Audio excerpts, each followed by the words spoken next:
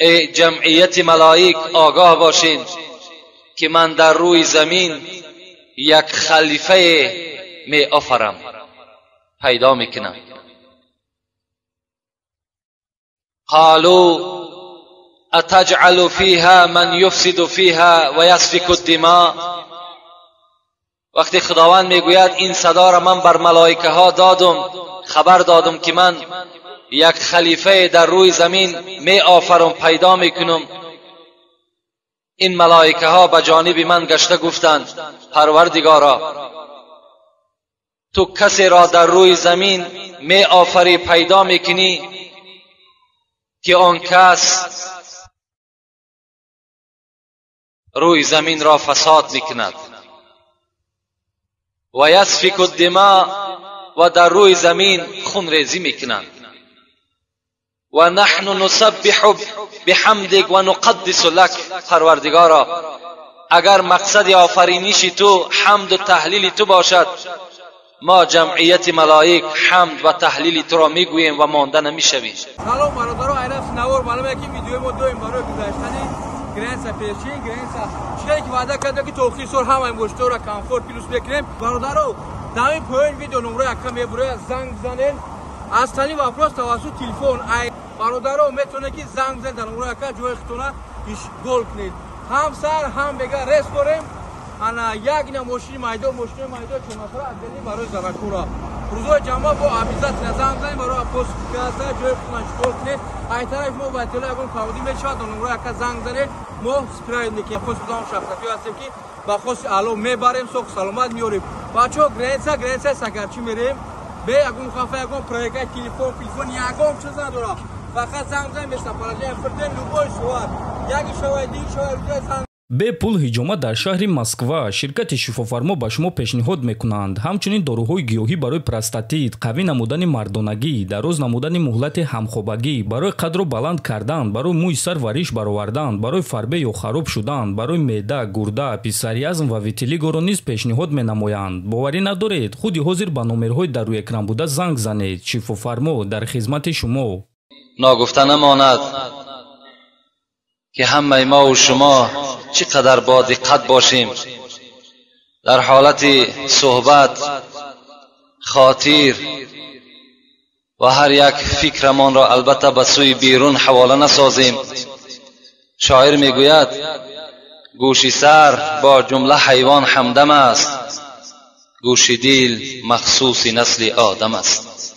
البته اگر ما و شما نظر کنیم در همه مخلوقات الهی گوش هست، حتی اگر به سوی خر و به سوی فیل که از ما و شما دیده گوشهای کلان دارند نظر کنیم، اونها هم صاحب گوش هستند. لیکن گوش آدم، این گوشی که در دل انسان است، این مخصوص نسل آدم است. ما و شما چقدر با توجه باشیم، چقدر اگر اهمیت دادیم، ما و شما سخنها را گوش کردیم و اگر از اینجا ای را برده در خاندانمان اگر برسانیم، ما و شما یک غنیمت کردیم. و الا اگر این مجلس ما و شما به خواب یا به گپ‌های بیهوده اگر سپری کنیم، این معرکه برای ما و شما معرکه حسرت می شود، هم در دنیا و هم در قیامت. رسول اکرم میگوید من نام عند المجلس فقط خواب من رحمت الله. هر کسی که اگر در حالت موعظه، در حالت امر معروف اگر خواب میکند یا اهمیت به سوی سخن نمیدهد، اون کس ناامید از رحمت الهی هست و اون کس دوست شیطان است. از این خاطر در حالت صحبت ها از همه شما خواهش میکنم، علل خصوص مادرهایی که در بیرون نشستند، با دقت گوش اندازین، زیرا آن قدم هایی که شما به سوی مسجد گذاشتین و پر از ثواب است در صورتی که شما با امر معروف گوش اندازین. به اهمیتی کردین، از ثواب شما چه هستین؟ محروم هستین. میخواهم پیش از صحبت یک غزل حضرت مولوی به سمع شما میرسانیم، بعدا انشاءالله صحبتی که داریم آغاز میکنیم. نحمده و نستعینه و نستغفره و نعوذ بالله من شرور انفسنا و سیئات اعمالنا، من یهده الله فلا مضل له و من یضلله فلا هادی له. اشهد ان لا اله الا الله وحده لا شریک له و اشهد ان محمدا عبده و رسوله. به درگاه خدای پیش از اجل آی، به درگاه خدای پیش از اجل آی. گذشت عمری عزیزت در محل آی، به غفلت صرفه شد عمرت مه و سال، به غفلت صرفه شد عمرت مه و سال. بیا بیدار شو از خواب این سال. زمین روزی کند 3 بار فریاد، زمین روزی کند 3 بار فریاد. چرا تو غافلی ای آدمی زاد؟ مشو بر فرصتی 2 روزه مغرور، تو را باشد دلی من خانه گور. این ندای زمین است. زمین روزی کند 3 بار فریاد. چرا تو غافلی ای آدمی زاد؟ ندای میکرده است. چی ندا میکرده است؟ مشو بر فرصتی 2 روزه مغرور، تو را باشد دلی من خانه گور.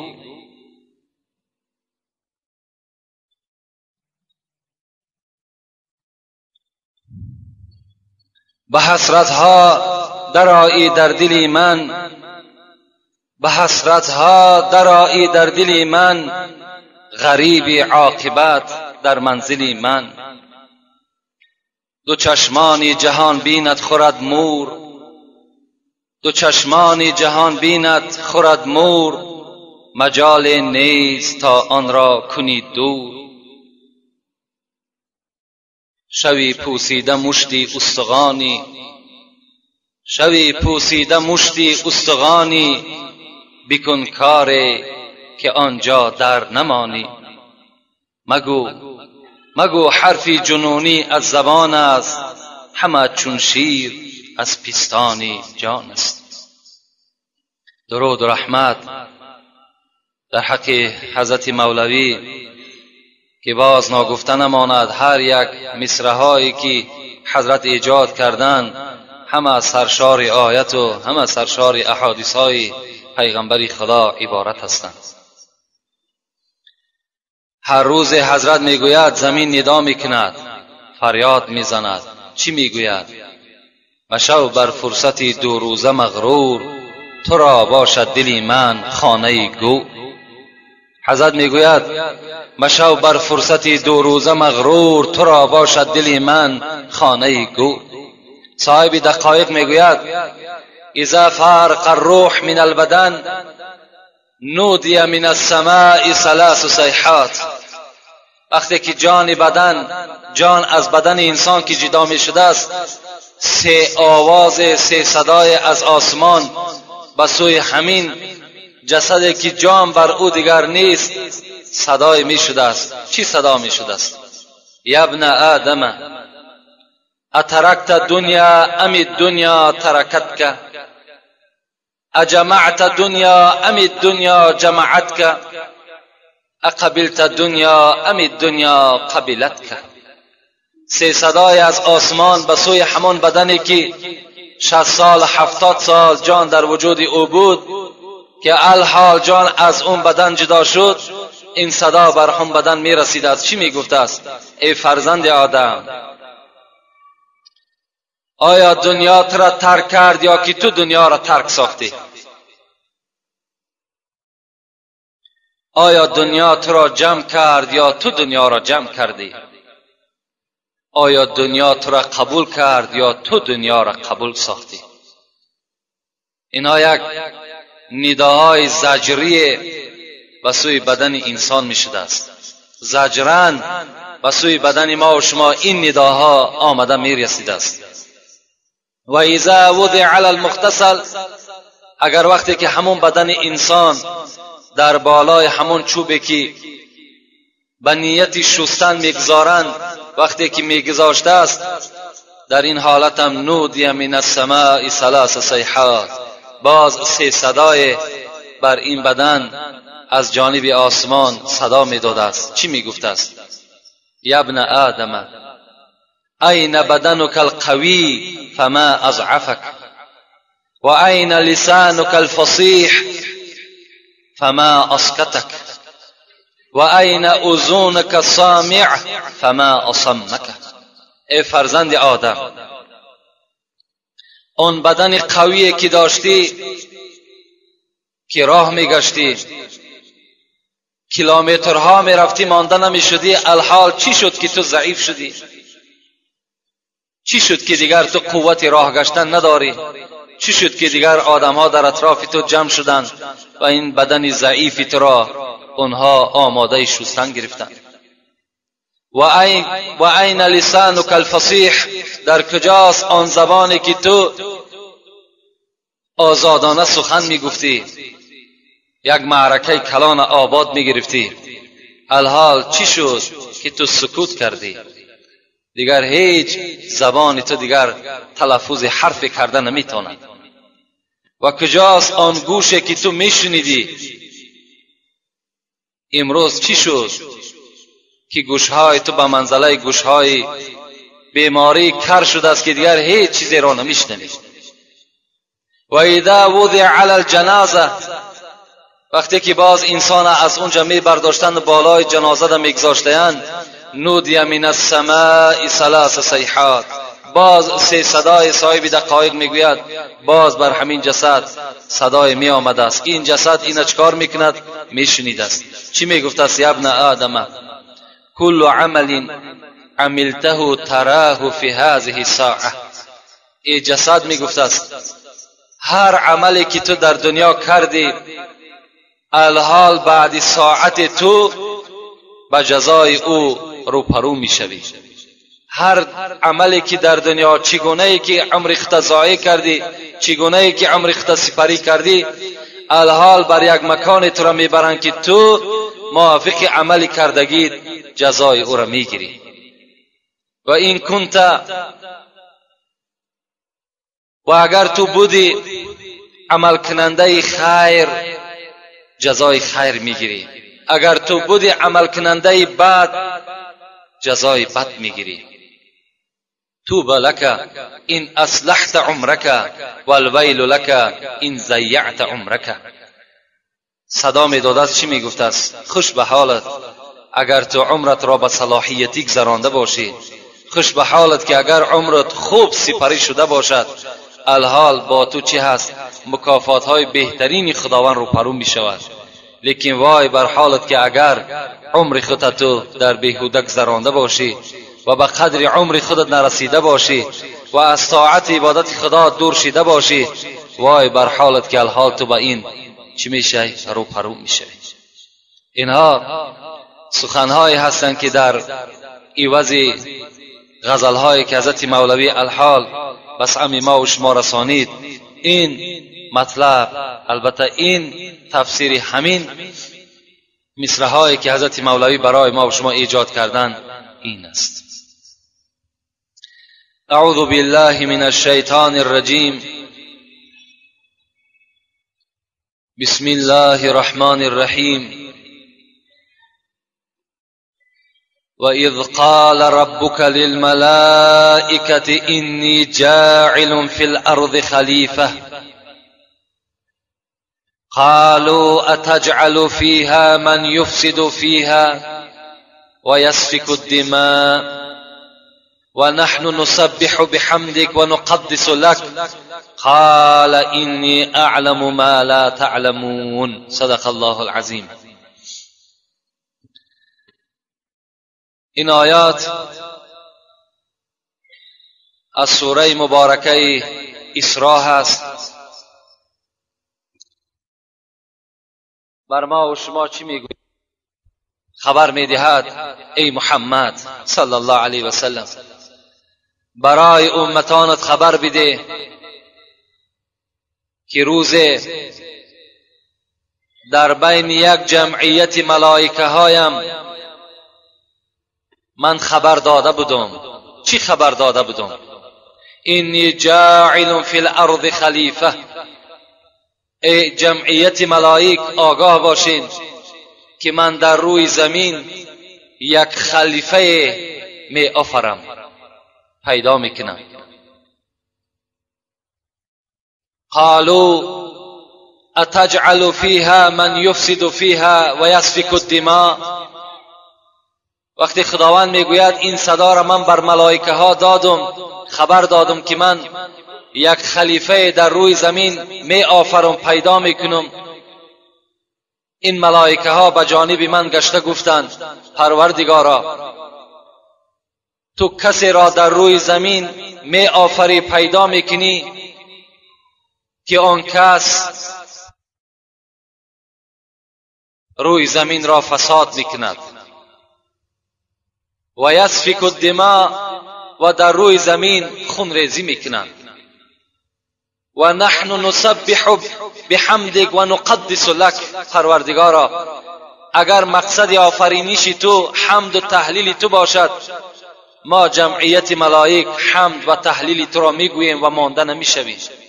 قال اینی اعلم ما لا تعلمون. خداوند به جانب این ملائکه ها چی گفت؟ ای جمعیت ملائک، آن چیزی را که من میدانم شما نمیدانید. از همین ساعت آفرینش آدم چی شد؟ سر شد. در روی زمین تا آفرینش آدم با قول بعض مفسران جنها زندگی میکردند. شاید که سوال به میان بیاید که این ملائک علم غیب از کجا میدانست که این طایفه انسان، این خلیفه که الحال خداوند بر ملائکه ها خبر داد که من خلیفه را در روی زمین می آفرم، ملائکه ها در حال گشته گفتند که این خلیفه مقصد از خلیفه این حضرت آدم بود. شاید سوال برمیان بیاد که ملائکه ها از کجا می دانستند که آدم در روی زمین را فساد میکند و خونریزی میکند، حالان که علم غیب در نزد خدا هست. مفسران میگویند زیرا که پیش از آدم در روی زمین جنها زندگی میکردند و جنها روی زمین فساد کردند و خونریزی در روی زمین کردند. یا شاید میگه تحلیل دیگری مفسران این است که در لوح المحفوظ جنها خوانده بودند که این سیر، این حالت خداوند در آن لوح المحفوظ کتابت کردگی بود. یا شاید میگن مفسرها این که بغیر ملائک اونها میدانستند که همه مخلوقات خداوند در نزد خداوند عاصی و گناهگار میشوند، از این خاطر این سخن گفته بودند. لیکن خداوند چی گفت؟ گفت ای ملائک، گفت آن چیزی را که من میدانم شما نمیدانید. و خداوند به آفرینش آدم چیکار کرد؟ شروع کرد. و خداوند در قرآن خبر میدهد ما آدم را از خاک آفریدیم. حضرت آدم خداوند از خاک آفرینش کرد، پیدا کرد و بعد او مختصرا من بر شما حکایت میکنم و بعد او از پاره از قسم قبرغه چپ حضرت آدم مادر ما و شما ما حوا را هم خداوند پیدا گردانید و هر اینها را یک جفت ساخت و هر اینها یک جایه شدند و فرزندهای اینها در روی دنیا پیدا شدن گرفت. و خداوند پیدایش آدم هم بسیار خوبه در سوره مؤمنون برای ما و شما حکایت میکند، خبر میدهد که انسان چگونه در شکم مادر آب و تاب مییابد. گوش میاندازیم. اعوذ بالله من الشیطان الرجیم. بسم الله الرحمن الرحیم. ولقد خلقنا الانسان من سلالة من طین ثم جعلناه نطفة في قرار مکین. خداوند میگوید انسان ما از خاک آفرینش کردیم، پیدا کردیم، یعنی سلالة من طین ثم جعلناه نطفة في قرار مکین. البته همه این به یک معنای هست که انسان ما از نطفه آفرینش دادیم. ثم خلقنا نطفه علقه ثم خلقنا علقه مضغه ثم خلقنا مضغه عظاما فكسونا العظام لحما ثم خلقنا خداوند چی میگوید؟ میگوید خلق کردیم انسان اولا از یک نطفه آبی سفیدی که در رحم مادر پرتافته شد و بعد 40 روز این نطفه، این آبی سفید به یک خونپاره مبدل شد و بعد از آن این خونپاره به گوشتپاره مبدل شد، بعد از آن این گوشتپاره به استخوان مبدل شد. ثم کسونا العظام لحما، بعد از آن ما اطراف این استخوان پر از گوشت ساختیم. ثم انشأناه خلقا آخر، بعد از آن ما ایراد جان در وجود این آدمی که در شکم مادر است ما جان دمیدیم. فتبارک الله احسن الخالقین. چه مبارک ذاتی هست که این گونه انسان خلق می سازد. مفسران میگوید فتبارک الله احسن الخالقین، این آیت وقتی که حضرت رسول اکرم میگه به مردم خبر میداد ترتیب آفرینشی آدم و فتبارک الله احسن الخالقین ناگفته که میگه رسول اکرم خنده کردند. صحابه گفتند باعث خنده چی هست؟ گفت الحال این سخنی که فتبارک الله احسن الخالقین که از زبان عمر صدا داد دوام آیت به همین سخن عمر انجام می‌یابد. حضرت عمر گفتند شکر به سوی خدا که در 4 آیت با خدا چی شدم؟ با خدا در سخن خداوندی پیشگویی کردم که این سخن من با سخن خداوندی راست آمد. وقتی حضرت رسول اکرم که آفرینش آدم گپ میزد، حضرت عمر در آخرش گفت فتبارک الله احسن الخالقین. چه مبارک ذاتی هست که این گونه انسان خوب آفرینش داد که از یک نطفه به خون، از خون به گوشت، از گوشت به استخوان اینا مبدل ساخت، بعدن جان در وجود این چکار کرد؟ پیدا کرد. و همین پیدایش آدم خدا رحمت و مغفرت کند سعدی بزرگوار که حضرت بسیار خوب بر ما و شما باز یک در نظم می‌دارد، میگوید ببین تا یک انگشت از چند و بند به صنع الهی به هم در فکن. ببین تا یک انگشت از چند و بند به صنع الهی به هم در فکن. حضرت میگوید به یک انگشت الهی نظر کنید، یک انگشتی که چگونه که شما بخواهید ملائما قد می شود، نگاه کنید که در یک انگشت چند استخوان پیوست کرد. ببین تا یک انگشت از چند و بند به صنع الهی به هم در فکن. پس آشفتگی باشد و ابلهی که انگشت بر حرفی صنعش نهی. پس انسان به عقل است میگه سعدی، پس انسان ابله است وقتی که در همین قدرت الهی چکار نمیکند؟ باور نمیکند و تسلیم نمیشود و نمیگوید که انسان از خاک است و نمیگوید که انسان نظر کن که هر یک استخوان پاره‌ای که در وجود او هست همه این از قدرت الهی است. ما و شما پیشینیان میخوندیم، یک درس های باطله داشتیم که انسان از میمون است، لیکن الحمدلله که امروز دروازه علم گشاده شد، حقیقت باز جای خود پیدا کرد. ما و شما فهمیدیم که انسان از میمون نبوده است، بلکه انسان خدا خود در قرآن خبر میدهد این من پیدا کردم از خاک، که آفرینش حضرت آدم اولش چی بوده است؟ از خاک بوده است. تأمل کن از بحر رفتار مرد، حضرت میگوید تأمل کن از بحر رفتار مرد که چند استخوان پی زد و وصل کرد. تأمل کن از بحر رفتار مرد، وقتی انسان راه میگردد در رفتار انسان میگه نظر کن که چند استخوان پی زد و وصل کرد. ببین هر یک مشک، هر یک استخوان در حالت قدم زدن چگونه اینش پس میراد، اینش پیش میآید، کدامش در جای خودش استوار ایستادگی است تا که آدم با یک خوب با یک قدم های مستحکمی خواه میدود، خواه مینشیند، خواه راه میگردد.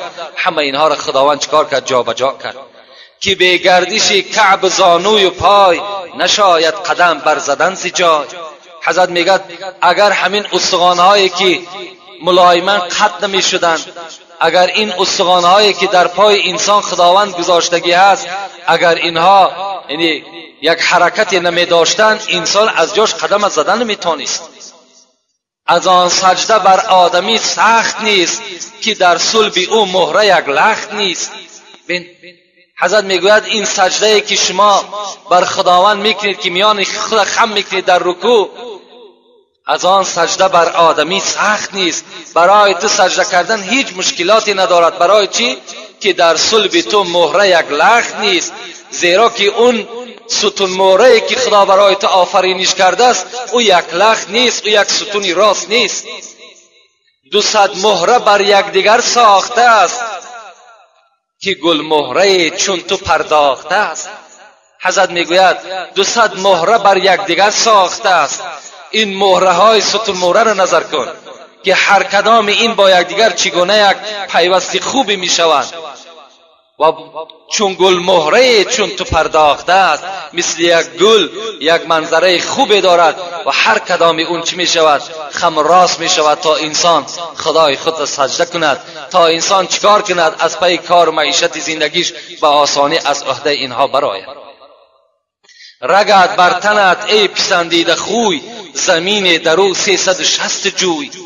حضرت سعدی میگوید یک بر نظر اندام نظر کن، تو به منزله یک زمینی هستی، به منزله یک زمینی هستی که 360 جوی 360 رگ پیوند در وجود تو حرکت میکنند.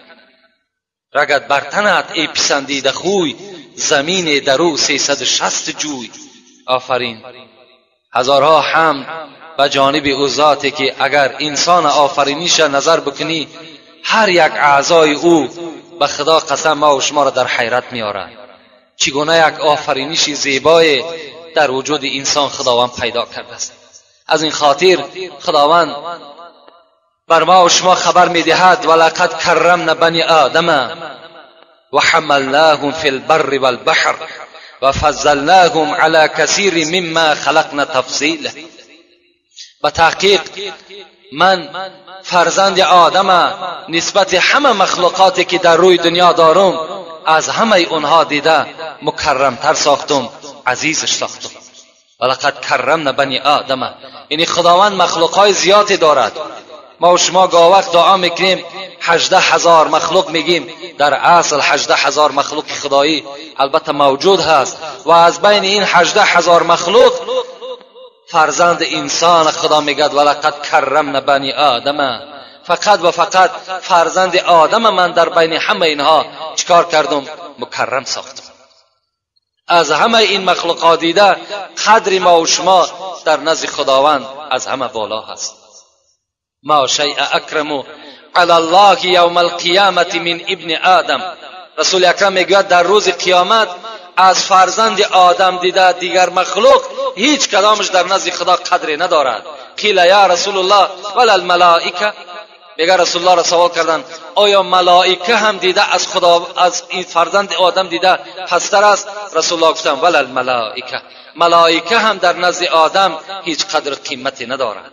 در روز قیامت از فرزند آدم دیده دیگر هیچ چیز در نزد خدا، حتی ملائکه ها هم در سینه دوم بعد انسان قرار میگیرند. ان المؤمن اکرم علی الله من ملک مقرب. رسول اکرم میگوید حتی بنده مؤمن فرزند انسان در نزد خداوند از ملائکه مقرب دیده در نزد خداوند نزدیکتر است، با قدرتر است، با فضلتر است. نظر به سوی خود کن که تو جان دل ربایی. نظر به سوی خود کن که تو جان دل ربایی.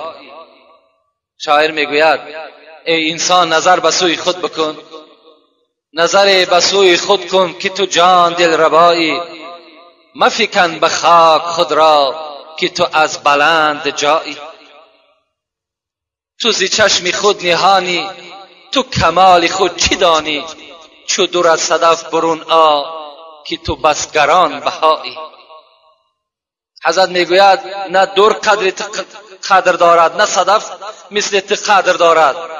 تو بسیار یک گران بهایی، تو بسیار یک قیمت بلندی داری، تو بسیار یک فضیلت خیلی بلندی داری، اگر تو به شرطی که با قدر خودت به این منزلت خودت برسی. در تفسیر قرطبی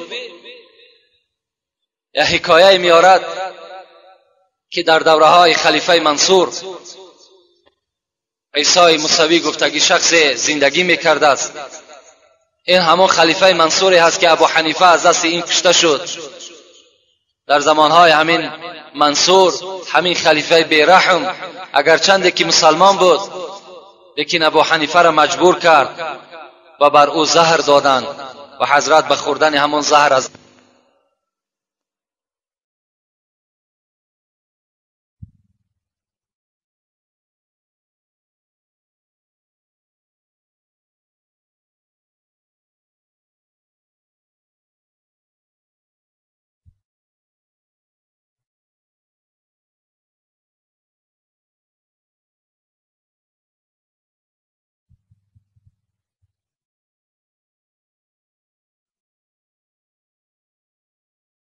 این ابو حنیفه که خیلی امام مشهوری هست، حضرت بین برای چی؟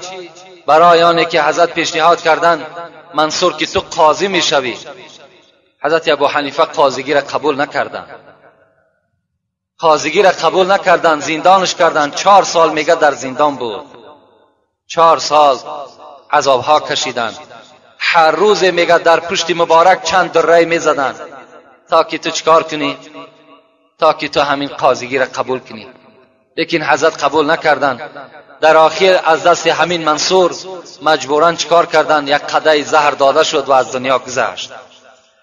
در دوره همین منصور عیسی موسوی گفتگی میگه در تفسیر قرطبی میگذرد که یک مرد میگه به سوی زن خود گفت اگر تو از ماه دیده زیبا نباشی تو بر من طلاق. وقتی این سخن میگه گفت،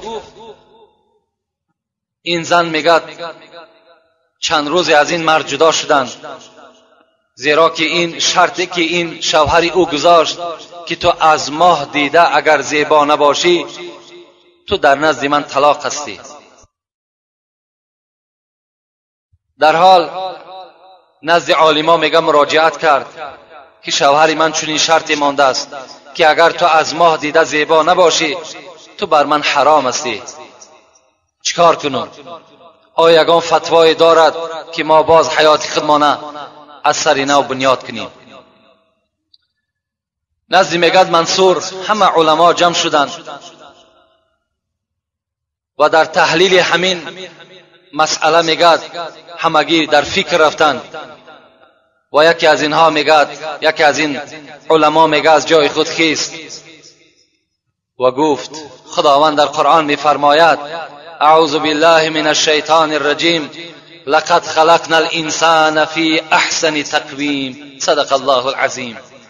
ما انسان در بهترین صورت خلق کردیم. از ماه دیده، از آفتاب دیده فرزند انسان زیباتر است. از این خاطر این شوهری که الحال این شرط بر تو مانده است، این شرط بیکار است. تو از ماه هم دیده زیباتر هستی، از آفتاب هم دیده زیباتر هستی. رفته بی نکاح با شوهری خود چکار کن؟ زندگی کن. یعنی البته این آیات هم دلالت بر این میکند که انسان البته زیبا هست، انسان با قدر هست، با فضل هست. لکن باز ناگفته نماند که در دوام همین آیت خداوند بر ما و شما چی میگوید؟ ثم رددناه اسفل السافلین صدق الله العظیم. همین فرزند انسانی که از همه مخلوقات دیده زیباتر است، با قدرتر است، مکرمتر است، همین در پسترین دوزخ با جاش میکنم. همین فرزند انسانی که اینقدر منزلت دارد، اینقدر قدر دارد، در پسترین سطح دوزخ باز همین فرزند آدم چکار میکند؟ جایگیر میشود. به سبب چی؟ به سبب آن است که خداوند بر ما و شما میگوید ان عرضنا الامانه علی السماوات والارض والجبال فابین ان یحملناها واشفقن منها وحملها الانسان انه كان ظلوما جهولا. صدق الله العظیم. خدا چی میگوید؟ میگوید به درستی این که ما یک امانت داشتیم که این امانت بر آسمان پیشنهاد کردیم، بر زمین پیشنهاد کردیم، لکن زمین آسمان به این بزرگی رد کردن، قبول نکردن، این امانت قبول نکردن. وقتی که به فرزند آدم این امانت ما پیشنهاد کردیم، در حال فرزند آدم این امانت قبول کرد. این امانت چی است؟ این امانت خداوند میگوید این احسنت جوزیت و این اسأت عوقبت. اگر شما به عبادت خدا بپردازین شما مکافاتی نیک میگیرین، اگر از عبادت خدا سرکشی کنین شما چی هستین؟ شما در نزد خدا مکافاتی بد میگیرین. این همان امانتی هست که اگر ما و شما همین عبادت هایی که الحال ما و شما انجام میتیم همون امانت است که خداوند به حضرت آدم پیشنهادش کرد. حضرت آدم این قبول ساخت. اگر ما و شما امروز همین امانت خیانت کنیم، بر همین امانت اگر ما و شما این را پسی سر بگذاریم، همون آیتی که خداوند میگوید فرزند آدم در پسترین دوزخ جا میکنم، البته شایسته همون پسترین دوزخ همون بنده ای که از عبادت خدا رو میگرداند سزاوار میگردد. بهاییم بروی اندر افتاده خار، تو همچون الیف بر قدم ها سوار. بزرگی انسان بین. بهاییم بسر اندر افتاده خار، تو همچون الیف بر قدم ها سوار. حیوان میگه نظر کن سعدی که چگونه میگه خدا آفرینش کرده است که سری او دائم بیچاره به سوی پایان خار است، لیکن انسان بین میگه که در بالای قدم های خود سوار است. نگون کرده ایشان از بحری خور، تو آری بعیزت خوریش پیشی سر. بین حیوان بین میگه برای خوردن سری خود بر زمین پایان میکند، نزد مثال طعام میرود، لکن چی هست؟ تو آری بعیزت خوریش پیشی سر. تو باشی طعام پیشی سر میاری، به نزدی لبها و دهان خودت میاری، نه مثل حیوان سر پس کرده و تو از پی طعام شوی. نزیبت تو را با چنین سروری، که سر جز به طاعت فرود آوری. خدا اینقدر زیبندگی و اینقدر فضیلتی که بر تو داده است، و زمین این اگر تو از عبادت خدا که رو بگردانی، از تو دیده دیگر بی‌زیبترین، از تو دیده بی انصافترین دیگر مخلوق سعدی میگد موجود نیست دیگر. ولیکن بدین صورتی دلپذیر، فریبا مباش سیرتی خوب گیر. حضرت میگوید این بر تو کرده است، تو بر این فریبا مشو، تو بر این چکار نکن، تو بر این فریفته نشو، بلکه سیرتی خوب گیر، بلکه تو راهی حق بشناس، تو برای حق چکار کن؟ قدم بزن. راهی راست بایدت نه بالای راست، که کافر هم از روی صورت شماست. البته راه راست برای خودت انتخاب کن، راه عبادت برای خودت انتخاب کن، راه خداشناسی را برای خودت انتخاب کن. در این صورت چی است؟ تو بنده همون بنده ای که الحال از آیات ها مکرم بدنی او را شنیدی، تو از اون طایفه هستی. و الا اگر تو به قدر خود نرسی، به این منزلت خود که نرسی، کافر هم از روی صورت شماست. انسان کافر هم مثل ما و شما هست، اونم مثل ما و شما جسد دارد.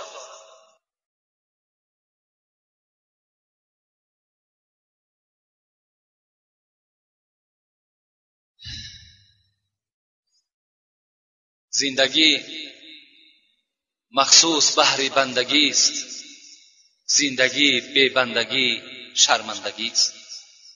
البته زندگی که خدا بر ما و شما داده است، این فضیلت و این عنوان انسانی که خدا بر ما و شما داده است، اینا همش از برای عبادت هستند. همه این برای عبادت همان ذات یگانه هست. مگر آدمی نبودی که اسیری دیو ماندی، که فرشته راه ندارد به مکان آدمیت. حضرت سعدی میگوید آیا تو همون آدمی نیستی؟ و تو چی شد که تو اسیر دیو ماندی؟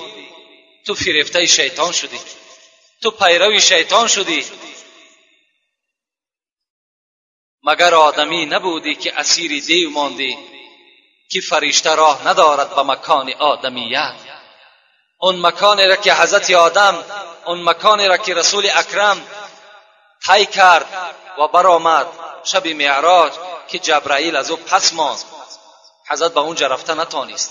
جای ده حضرت جای ده انسان رفتگی از جای ده آدمیت رفتگی هست که فرشته میگه چیکار نکرد؟ رفته نتانست. طیران مرغ دیدی تو زیبای بند شهوت به درآی تا ببینی طیران آدمیه. حضرت سعدی میگوید تو پرواز مرغ دیدی، پرواز پرنده را در آسمان دیدی و همان دلی تو را برد. آیا اگر تو هم از پایبند شهوت به درآی، یعنی تو هم که اگر از راههای شیطانی را برای خودت مسدود محدود اگر بسازی، تو هم مثل همان پرنده در آسمان پرواز کرده میتونی.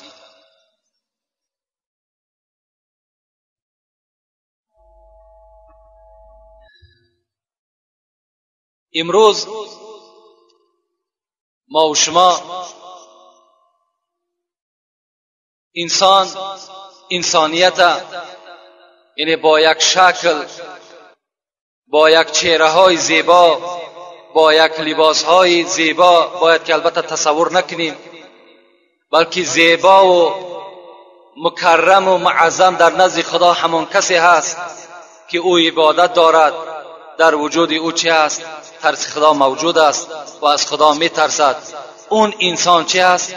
اون انسان در نزد خدا این منزلت هایی که الحال از آیت ها بر شما خواندم، از حدیث ها خواندم، البته همین اون کس موفق است. و الا به این قد زیبا مانو، به این ثروت و دولت مانو، به این مرکب هایی که ما و شما سوار میشیم، البته به این ما و شما هیچ ننازیم، زیرا یعنی انسان به اینها در نزد خداوند شناخته هم نمی شود، در این هیچ قدر و منزلت هم پیدا کرده نمیتونه. یعنی خوش به حال همه ما و شما که همان انسانی که الحال من برای شما معین کردم و برای شما خبر دادم، البته همین است. این یک مختصرا درباره فضیلت و درباره آن وظیفه هایی که انسان بر دوش خود دارد. البته وظیفه همه ما و شما معلوم است. وظیفه ما و شما الحال همین نماز جمعه که شما آمدین، یا نمازهای با جماعتی که شما انجام میدین، یا اینکه روزهای ماه رمضان که شما میدارین، همه این وظیفه هر کدام ما و شما هست. همین اگر ما و شما انجام دادیم، انشاءالله در نزد خدا ما و شما همان معظم و همان مکرمی که خدا خبر داده است ما و شما صاحب میشیم. الحال اینجا یک چند سوال هاست و چند سوال های دیگر هم در خانه بود، فراموش کردیم بیاریم جواب اونها را بر شما برسانیم. انشاءالله جواب اینها را الحال برای شما میرسانیم. و یک خواهرم از ما التماس کردن الحال که درباره